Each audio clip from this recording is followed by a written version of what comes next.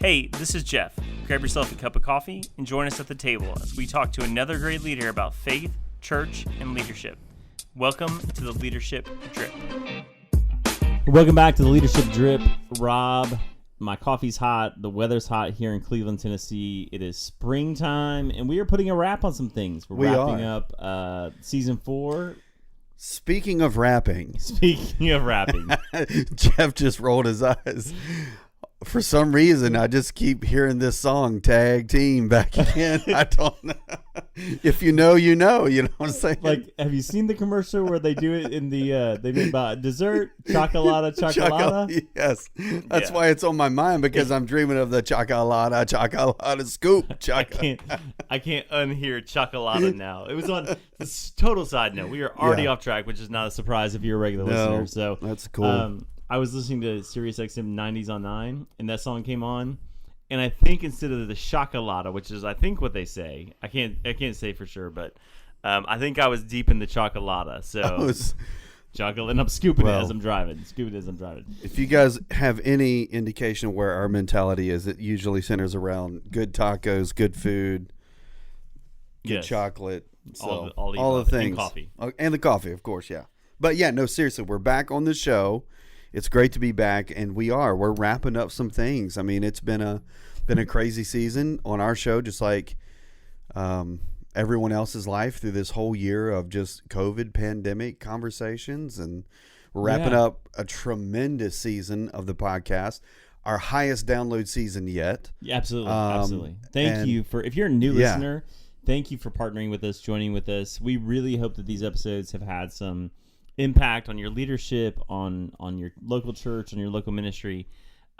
We do it because it's fun, but we also do it because we want to help people. Absolutely. And we also have some sad news today. Oh, sad news. I was very energetic about sad news, but what's you were really excited about the sad news. I thought it was good news. The sad news is our star producer. Absolutely. Our incredibly gifted, talented producer. Mm-hmm. This will be her last podcast with us because she is graduating from the university. We love that. That's a good thing. And she is moving back to where I came from, back to LA. Wow. SoCal, right? So Alexa on the show, we've already said it 100,000 times off the show, but on the show, you're a star. We love you. Thank you so much. And the Leadership Drip will never be the same without you.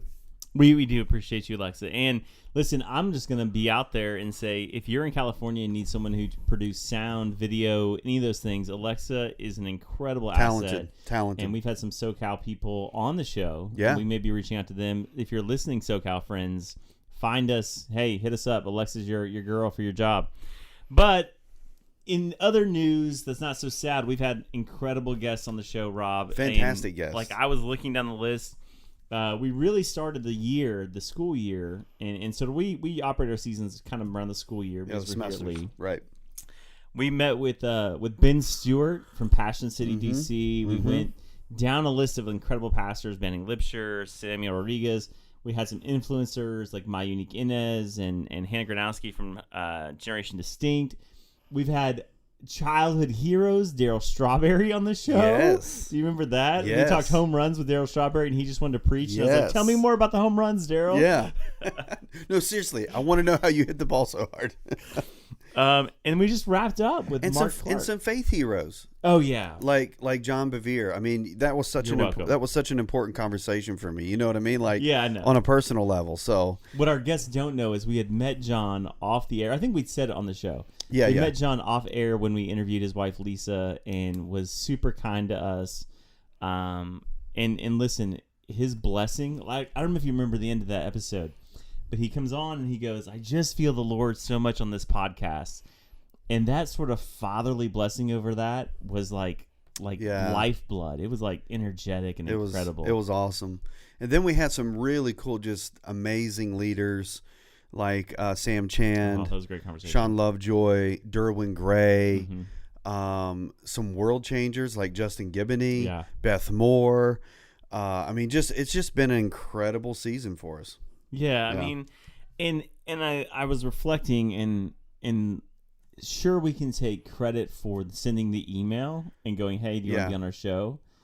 But the credit and the glory's got to go to God, because I don't know how these people keep saying yes to our show. And like we're doing it for you guys, the listener. We want you to engage with these incredible leaders, but we're always blown away when incredible guests say, hey, I want to come on your show.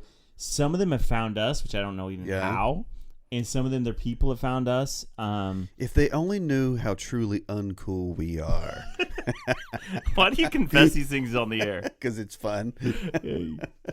But we couldn't say anymore like how grateful we are for the guests that have come on. And some of our guests also listen to the show, and we want to say thank you for giving your time, your wisdom, your insight, your key takeaways, and just being friends of ours.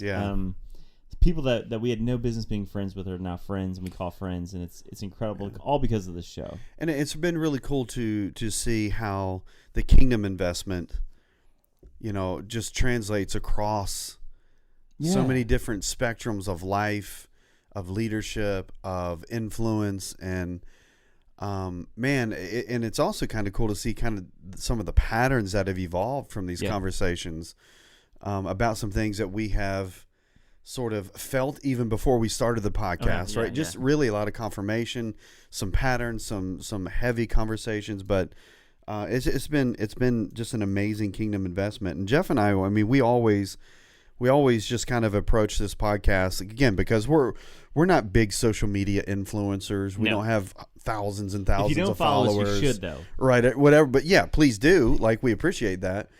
But we've always approached it as steward what God has given you, and He will take care of the rest. And so I think that's how we've approached the podcast, and I think that has been one of the main reasons why we've been able to have some of these absolutely incredible conversations. It's a biblical principle, and we talk about and around the Bible a lot. We don't really always get preachy, but the biblical principle is if you're faithful with little, God will give you more. Yeah. And I think what we've really just tried to do is be faithful with the little.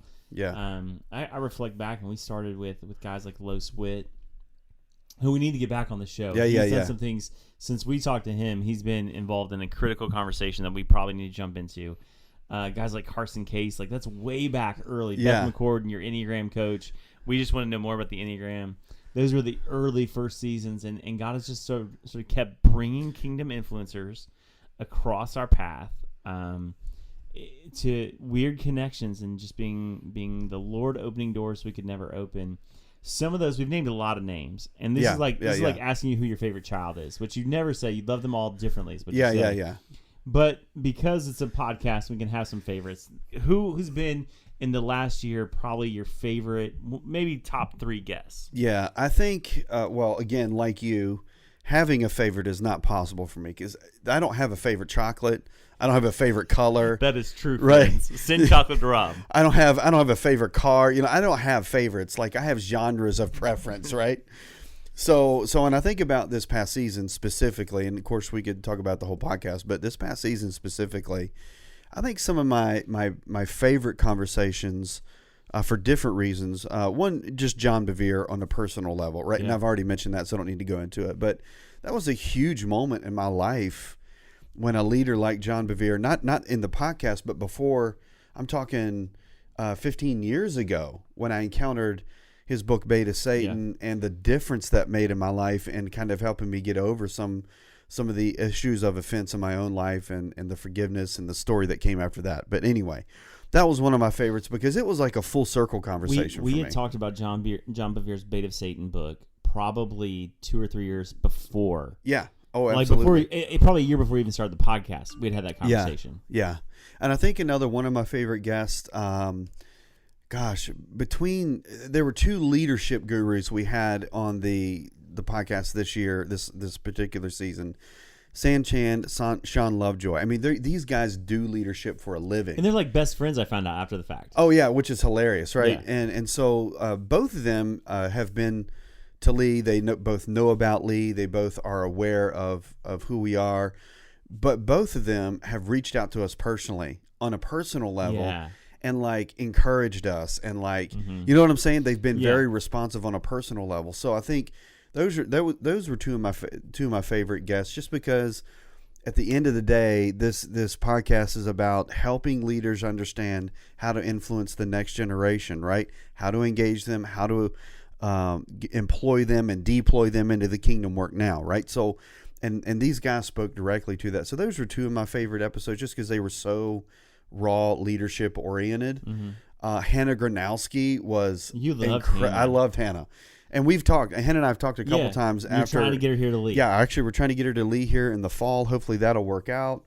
Gosh, I mean, that was such a great conversation about Generation Distinct and the work that they're doing there. The great part about that nobody knows, we may have mentioned it, but nobody knows is we recorded that episode and everything fell apart and we lost the episode. So we had to talk to Hannah a second time. Yeah. And both conversations, the one that came out on the air and the one even that didn't, were incredible conversations, and she's a great young leader. Like, if you're not following Hannah, go listen to that episode and make sure to follow Generation Distinct. They're doing some ridiculously incredible things. And I guess the funnest episode, Daniel Fusco. Oh, good time. Right? I mean, dude is just straight joy on a podcast. I mean, he's straight joy in a box is what he is. He's just, he was a great conversation. Just a lot of fun. So, I mean, gosh, all of them had such amazing points. It's really difficult to me for so pick I'm going a to favorite. name the one you didn't name. Yes. And that's Aunt Beth. Aunt Beth Moore was Auntie Beth. Auntie Beth, as she's affectionately known by actually a couple students here who know her directly. What truth she spoke, like her capacity to remember biblical things and just off the cuff bring them to the table was ridiculous. Yeah. And she's the real deal. Like, she was Absolutely. as authentic on with us, even off the air, as she was on the air. She is like legit the real deal, and just as enjoyable. She was funny. And man, after the show, some of the stuff that has evolved in her life after the show, it's just been incredible. And to see her lead through that moment as well, it's been fantastic. And they've become a friend of the show. Yeah, they've become a friend of the show. Yeah, and I just think the conversations we had with her are so critical to the local church right now. Yeah. So that was awesome. Yeah, awesome show. and it was good to some of the other episodes I enjoyed. Speaking to young leaders, we love young leaders. Yes. So Charlie Hughes, yes, great young man. My Unique Inez. So we got coastal people. My Unique's West Coast. Charlie Hughes is in Florida. Yeah.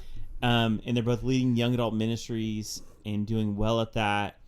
And so it was great to sort of be in those conversations and talk to them and hear what they're seeing, what they're doing, because it informed us. Those are the moments we talk about that reverse mentoring piece where suddenly we're students at the table with people younger than us. Right. And that's so important.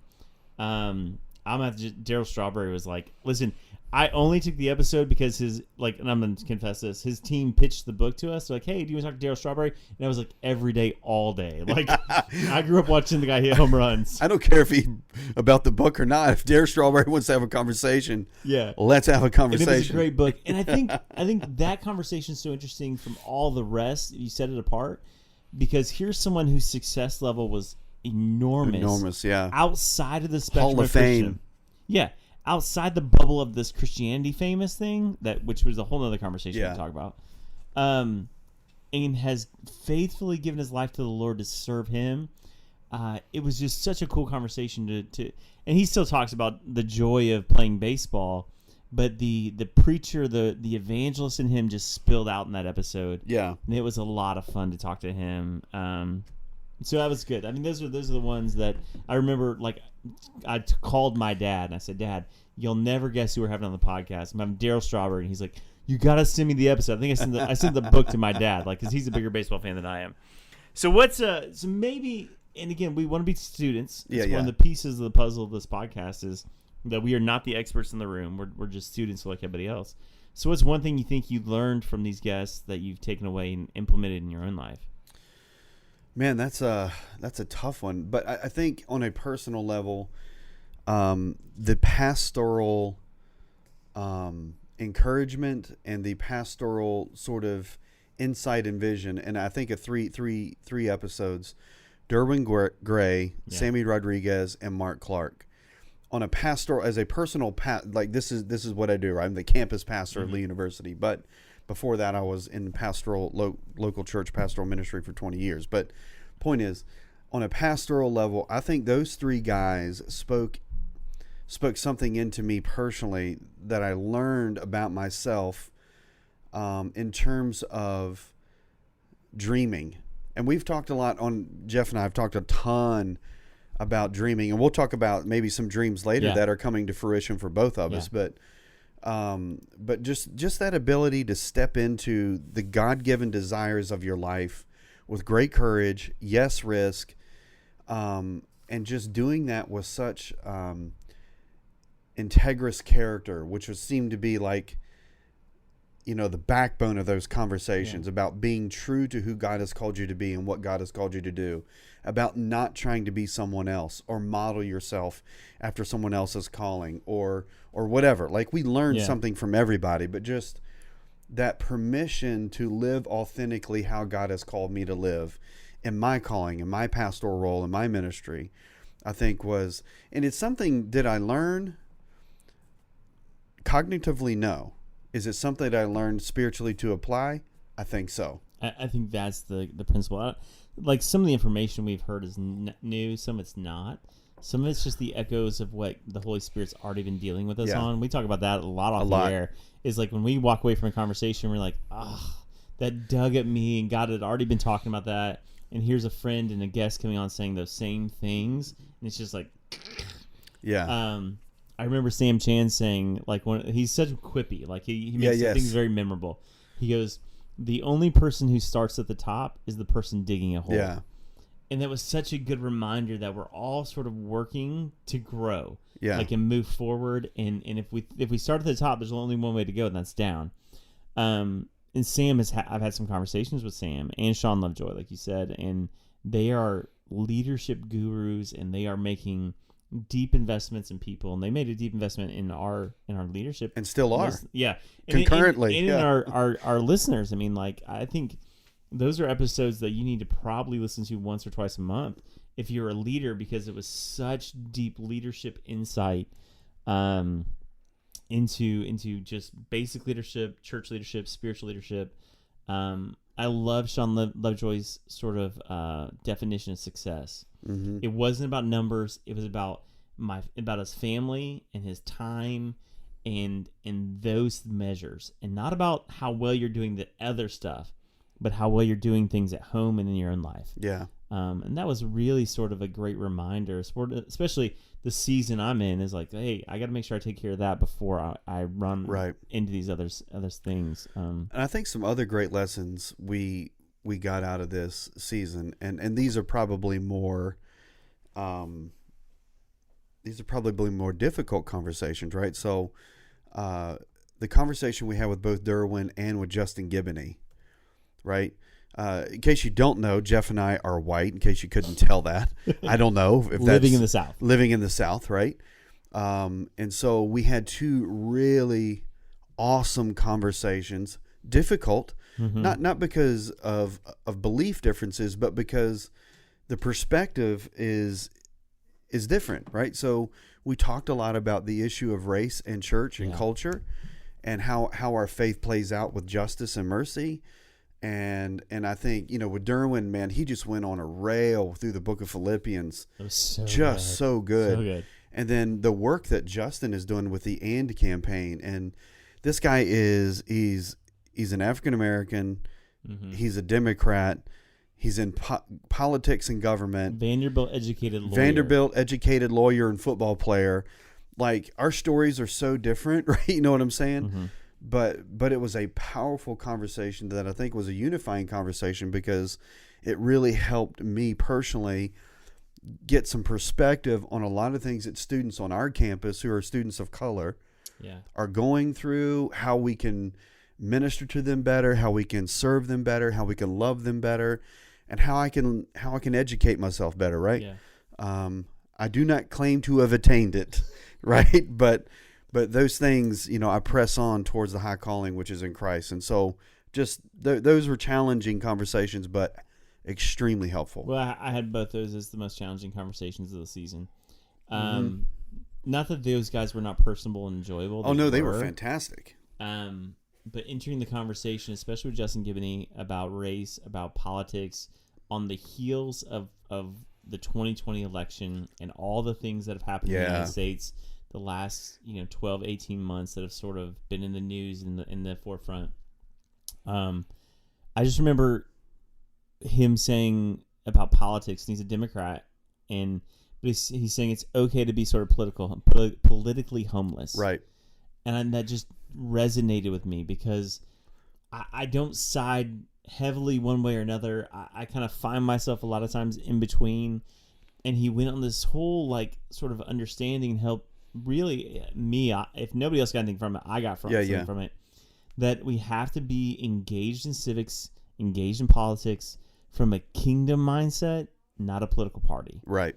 And that was so freeing because I hadn't heard anybody else say that. Yeah. And it was just really empowering for me and to have that conversation. And Derwin, I don't remember if you remember this, he confessed he was like 20% European or something based on DNA test. Yeah. Remember that? Yes. Yeah. Like, and he was just like, it was just so like interesting, and he was so engaging about that, and really the challenge of the church to be multi-ethnic. Yeah. Which we know here where we sit in our context is not very not that's not popular. It's challenging to do. Yeah. And so that was a great conversation about being a multi-ethnic church and how you go about that. A conversation that was as interesting was James Emery White. Yes. And the Generation Z conversation, because those came almost back to back. They're maybe a couple weeks apart, but it was this idea that really about if you want to grow young and you want to grow multi-ethnic, you have to begin platforming people of color, platforming young people. There was sort of this continuous conversation that if that's the way you want to move your church, young and multi-ethnic, you got to start engaging and bring younger leaders in and people of color in, and how you hire, how you platform, how you celebrate leaders affects that. Yeah, and just he was just another guy who spoke into that transformational authenticity about not trying to be someone you are not. He just flat out said, "Listen, I'm 60, I'm white, and I'm not cool." But you know what I'm saying, like. But he's the adult in the room. He's the adult in the room, right? Yeah. I mean, he, and so it's the character, it's the investment, it's the transformational living that brings young people to his church. He doesn't dress hip. He doesn't, you know what I'm saying? I mean, the stylistic stuff is one thing, but anyway, that was also a great conversation. You said anybody who dresses in skinny jeans makes them want to throw up. I think I was wearing skinny jeans that day. Well, I think skinny jeans on their way out, which means I got to change. God. I got to change my wardrobe again. You know what I'm saying? I think the whole I was wearing a shirt yesterday, and I was like, I think Rob saw me in this shirt in 1998 when I came to Lee. Not the same shirt, but the same style. Anything you wish you could take back this year? I mean, anything that I don't know if we said anything on the air that's gonna like keep us from a job, but yeah, I don't know that there's anything I would take back. How about this? A question you wish you'd have asked a guest. Oh, geez, bro, man, we didn't prep for this. A question I wished I would have asked. I wish I would have asked a couple leaders, will you adopt me personally as your project? Yes. That's a question I wish I would have asked a couple leaders. Yeah. Like, will you teach me your ways? Yes. Okay. Yes. Be my Jedi master. Yeah. Be as Nacho Libre says, teach me your ways. Okay. Yeah. Yeah. I don't know. I mean, I didn't prep for this one either, but I feel like anytime you get to the table with leaders, there's always more questions to ask. Yeah. Just from I know we had 30 minutes with John Bevere and he gave us 40. Mm-hmm. I would have loved to hear more of him and Lisa's story, how they went from, it's in the book, but I'd love to hear him tell it, how they went from youth pastors to itinerant ministers to just this ministry thing they did. Yeah. And that process and how the Lord walked them through that. Maybe we'll get that opportunity at some point. Yeah, at some point. Again, I think James Emery White, come back to that conversation, and probably because I was writing my thesis a lot on youth ministry at the time. I had probably 20 more questions. So what happened is we had the conversation. I had skimmed the books, then I deep dived into Meet Generation Z and Rise of the Nuns, which I would recommend anybody buy. Thrift books, you can buy them super cheap there. And there's so many questions out of that book, and I was like, I need to have another conversation with him because I got 12 questions now. Yeah. And here's the principle. I think if we principle it out, especially young leaders who listen, please catch this. And I didn't know I was going to teach today, but I'm going to teach in a minute. When you get around a leader, have more questions than answers. When you get around anybody in any leadership setting. Yeah. Because somebody always has something to teach you. And if you come in thinking you have an answer to something, odds are you don't. Yeah. So young leaders, youth pastors, young adult leaders, if you want to lead in any setting, if you get in the room with anybody who's led anything, come with questions. Yeah. Because they're going to teach you something. Yeah, I mean that's a Maxwell principle. I mean that's it's same Chan principle. It's that's just a leadership rule in general, right? But it's not one we honor be a learner. very well. Be a learner. Yeah. So it's not one we honor very well. So we're not done yet. No. We have a new season coming out. We begin recording on that. Actually, we're next recording week. Next week we have some episodes coming up. As we move forward, anybody who you go, hey, come on the show, we want to have you. Who's your dream guest? Okay. So a couple dream guests I have this semester. One or two of which I'm already working on. Come on, somebody. Okay, so my dream guest is to get my former pastor and mentor, which is nearly impossible to do, is to get my pastor Rick Warren on this show. I'd love to have him on just because, well, genius. Genius. The man's an absolute genius. So I'd love to have him on. We're working on that. Hopefully we can get that worked out. Jeremy Riddle is somebody. I didn't see that coming. Yeah, I would like to. So I recently read a book from him called Reset, and he has a fascinating take and challenging word on the celebrityism of the worship music industry. Christian culture in general. Yeah. but worship music specifically. It is challenging, but man, it is hopeful. And if you know Jeremy Riddle, man, he's been at the top of the game. Like he's seen it all, done it all, received it all, in terms of awards or whatever. But we're working on that. I would love to get him on the show because I don't think we've actually had, and you mentioned this the other day, we've not actually had anyone in the worship music industry on the show. And that would be a great conversation. We did draw out of Ainsley Britton that she did cut an EP in Nashville. That's true. Which was more country music than it wasn't worship music. Apparently you can find that on Spotify if you're really interested in that. I'm surprised you didn't say Justin Bieber. I know that's on your heart. Well, I've already asked about that, and we're trying to work on that. That would be a total dream guest. Yeah, that would be off the chart. I know that sounds crazy, bro. I'm like 47. I'm like, I want to talk to the Biebs. That new Freedom EP album is bro, it's so crazy good. It's crazy good. I'd love to have him on the show. As is the new Church Basement album from Maverick City. So, which leads me to one of mine, Chandler Moore. Yeah. Somebody I'd love to have on the show. We've reached out to his people. Pastorally, Chad Veach out of the Zoe Church, and he's got his own leadership podcast. Yeah. But I think Chad has a lot of leadership insight. And then you've already mentioned the godfather of them all, John Maxwell. We'd love to have John at the table. Erwin McManus. I would love to get Erwin on the show. Yeah. That'd be great. And I'm going to drop a name we've already dropped, Chris Kane. Come on, Chris. If you ever listen to the show. Come on, Chris. We know who you are, and we know that you know who we are. We got those connections. It's like 6 degrees of separation, and we're only 2 degrees away. So, come on, Chris. So those are people who I think we'd love to have on the show. And so... and people we're going to work on. So listeners out there, we these are people that we're not just throwing names out. Well, we are because it's kind of off the cuff, but they're also people who we are really engaged in trying to get on the show so that you can have the experience we experience. And so one of the things we've said all along the show is that we want to bring the green room to our listeners. Yeah. Like we want to bring the conversations that you would have backstage at a conference or a convention or wherever with high-level leaders and get it to people who will never get there or can't get there right now. Yeah. I reflect back on Larry Osborne. Remember in that conversation, he said, one of the most powerful quotes in the whole podcast. By the time I got to the green room, I no longer needed the people that were in there. Absolutely. And so I need those people, and I'm not in the green room anywhere yet. And I know some of our leaders who are trying to grow, they want those conversations. And so, friends, we're going to do our best to get more high-quality leaders on the show. We're trying to dig them out of the woodwork, people you don't know, people you do know, and bring them to you so we can all keep growing. And give us recommendations, people that you've encountered, like just incredible leaders. I mean, it's not that they have to be famous or well-known at all. I mean, that's just kind of the bend that we've been towards, just because that's kind of the doors that God has opened. But we've also brought some influencers that nobody knew about. Yeah, exactly. So it doesn't have to be that they're world famous, best-selling authors. But still, I mean, so give us recommendations and people that you'd like us to talk to on the show. That's how we got Mark Clark. We got Mark Clark. A couple guests actually recommend Mark Clark to us. Yeah. And I was like, I don't know this guy. Yeah. But that was a great conversation. That was a fantastic conversation. So season 5, if you're counting with us, if you're not counting, just more episodes are coming.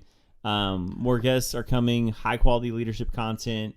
So we're working on it. Yeah. We're working on it for you guys. Send recommendations. Hit us up on the socials. Yeah. Tag people that you want to be on the show. We're going to tag people we want to be on the show. Twitter is @LeadershipDrip. Instagram, The Leadership Drip. So those are the best places to find us. Yeah. We do Facebook, but not very well. Not very well. So, but those are the socials to find us. DM us, tag us, whatever you can do. So personal life. What's going on with you? Gosh, yeah. So, it's been a crazy year, and cool things have transpired. But a couple things that working for me right now is I'm about ready to finish my dissertation. Dr. Rob in the hizzy. Finally. So September 1st is my deadline, and I've already submitted the first friends. 3. Pray, friends. I've already submitted the first 3 chapters, and so that's gone very well.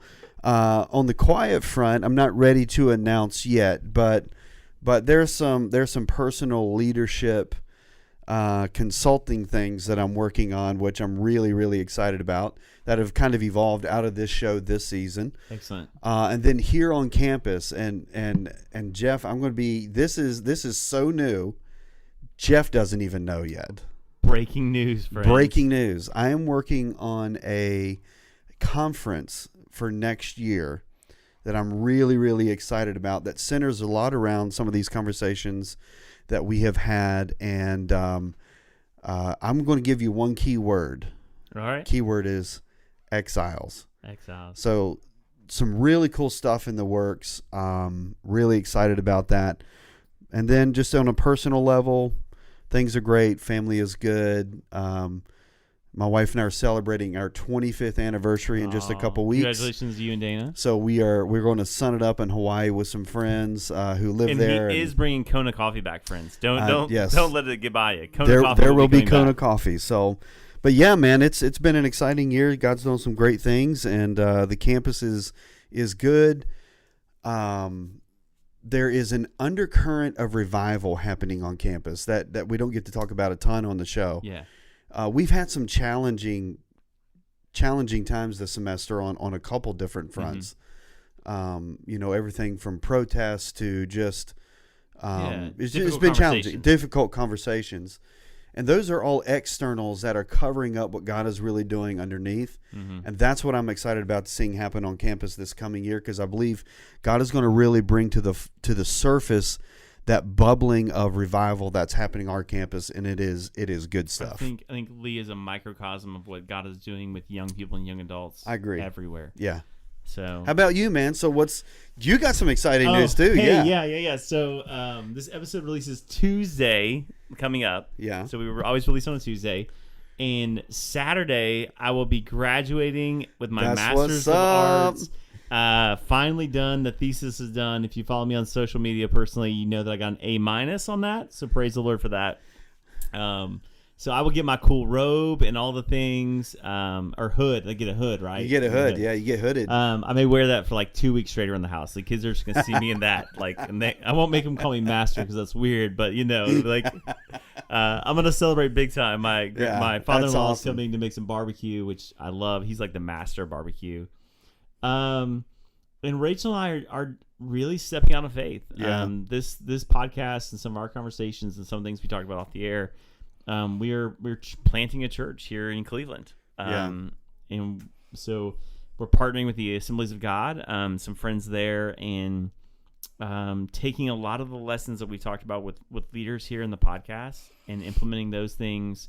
We're aiming super young. We're going to be using college interns right away. So really, if you know anybody at Lee who needs a church, we'd love to have them and have a conversation. if you want to move to Cleveland and start a church. Chris Kane, if you want to move to Cleveland. No, it's Well, and I don't celebrate her enough, but my wife is ridiculously incredible. Yeah. Rachel is one of the best Bible teachers I know. She started Propel, a chapter of Propel, which is with Chris Kane and that organization here on the campus of Lee University.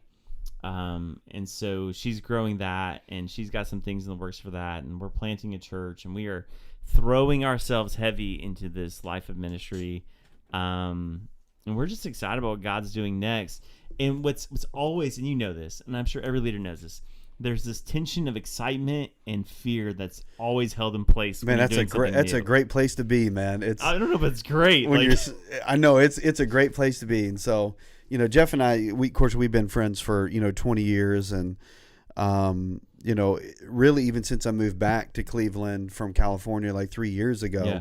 This has been a conversation that we've had numerous times over the course of those 3 years, and I'm so happy for you guys that you're actually going to get to flex your muscles a little bit in this area and lead well. So, man, we're excited for you, and we know that God's going to do great things to that church plant. And congratulations on graduating. So in short, to our friends, pray for us as you finish the dissertation. Do pray as we launch the church. We're going to need prayer. And we want to say it one more time because we wouldn't be here without Alexa. Yeah, for sure. Alexa has done incredible things. Anything artistic, the photos that you see, the noises you don't hear, like she edits out. So we want to celebrate her. She graduates next Saturday as well, and we'll move to California. And we talk a lot about celebrating young adults. Yeah, and we talk a lot about putting young adults in position. We want you guys to know as listeners, that's what we've done with Alexa. We love her. We think the world of her. She's going to find us a replacement, though, so there's going to be somebody else in her chair come fall, and we're going to have another young adult that we celebrate and move forward. And so it's what we want to do. We're not just talking about young adults. We're actually doing it. Yeah. But Alexa, we love you. We celebrate you. We're praying for your journey in California. Yeah. And I'm excited about the next season. Yeah, me too. In podcasting and life. Podcasting and life. And to all of our friends who both listen, subscribe, rate, review, download, all of those things, we thank you so much. And to all the really cool, amazing guests that we've had on the show, thank you for investing in us. Yeah. It means the world to us. And to those who are yet to come, thank you so much. And it's been a joy. You know what we do at every episode that we've never done? What's that? We ask the same question. Oh, my goodness. Yeah. But we've never answered the question. We've never answered the question. So, okay. To those who are maybe new listeners, this is off the cuff. We didn't plan this. Okay. As you guys tell, we're not great planners of things. The question is, what is one lesson you learned in college that did not take place in the classroom? What is one lesson I learned in college that did not take place in the classroom? It is possible. This is what I mean by that. When I came to college as a freshman, I was at Lee. Oh, freshman at Lee. Freshman at Lee, because I was a freshman when I transferred here. Okay. When I came to Lee as a freshman, I was married, had kids, and worked at nights to support my family. And I graduated in 3 years. So to everyone who's listening or has a dream or has a calling or has a passion to pursue something that God has put into your hearts, know this. It is possible. Doesn't mean it'll be easy. Yeah. Doesn't mean it won't come without challenges. Doesn't mean that you won't face obstacles, but it is possible. So with whatever you're doing, whatever's God put in your heart to do, whether it's go to college, go to school, or whether it's plant a church like Jeff and Rachel, or whatever the things are, if they're God seeds, if they're things that God has put in your heart to do, know that it is possible. Yeah. So step out in faith, take huge risks, and that's definitely one thing I learned that's carried me through some seasons in life. When I reflect on my time in college, yes, we did the academics and we graduated and all those kinds of things. That's great, but I learned that it is possible. It is possible. Yeah. Trust God, move forward. And as my cousin told me, even before I was a believer, when she invested in my life, and that's a whole different story for a different day. But I still have the Post-it note in my Bible and this is probably 35 years ago. 35 years ago. She wrote a Post-it note and left it on my wall one time. It says, "Trust in Jesus and you'll go far." So to my cousin Christy, thank you. And to those who are dreamers, keep dreaming, because it is possible. What about you? I hate to be cliche and echo what everybody else says, but it's been the friendships. Yeah. So, I mean, obviously this one we talk about, you and I, we met in Old Testament survey and really, we've said it 100 times, we set out to write a book and started a podcast. But my friend Ashley Wilson, who I planted a church with in Lexington, and it just seems like, and those were like decades after college, that those relationships were so vital, so important. The people I still have conversations with are people from college. One of the most important men in my life is the mentor I had in college. Those relationships, and I sat with a student yesterday who was considering Lee, and the parents are talking about money and we don't want to go in debt, and right. An important conversation. Right. And I looked at the young lady and I said, your academics are important. I said, the money's important, but know that between 18 and 24, you're going to make some of the most important relationships in your life, and where you go to school affects that. Right. And I'm a testimony to that those are some of the most significant friendships that have been in my life. Some of the most important conversations in that season and later are with those people. It was just funny when we started the podcast and like we started asking that question, the amount of people who said that. Yeah. And I was like, it must be it's so true. A truth. It's so that true. Just lasts. And so I relationships that were probably the most critical thing. And I'll say this, the second most important thing, or the one that is piggybacked with it, is Dr. William Lamb, who works here at the university now and a friend and mentor to me, said, you're responsible to give away what God has given you. Mm-hmm. Freely you received, freely give. And that has been a life principle. Like just give away. As God pours in, give out. Yeah. And I think that was the other lesson in college I really took to heart. Has been sort of a life principle for me. I'd like to say I learned to drink coffee in college, but it wasn't until I was like 30. I was a late bloomer on it. Yes and amen. Yes and amen. Well, that's cool. As we always say here at the Leadership Drip, you have a seat at the table. Yes, sir. Thanks for being a friend. God bless, guys. Hey, friends, thanks for listening to this episode of the Leadership Drip. We loved having you at the table for this conversation. Would you do us a favor and comment, rate, subscribe, and share on your social media? That way we can get this content to other great leaders. And stay connected with us on Instagram at The Leadership Drip and on Twitter at Leadership Drip. And remember, you have a seat at the table.